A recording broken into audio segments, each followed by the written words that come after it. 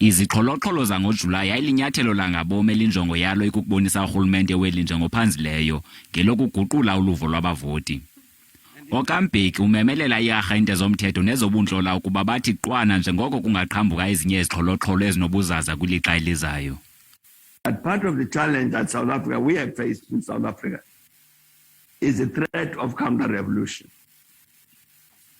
The people who led that process of July 2021 are exactly this kind of people who do not want this democracy to succeed.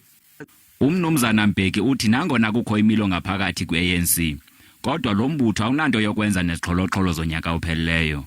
We've got to uproot that tendency because they can try something else tomorrow as destructive.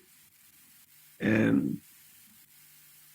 story that is told that no, this was a result of a quarrel among ANC members, no, that's not true.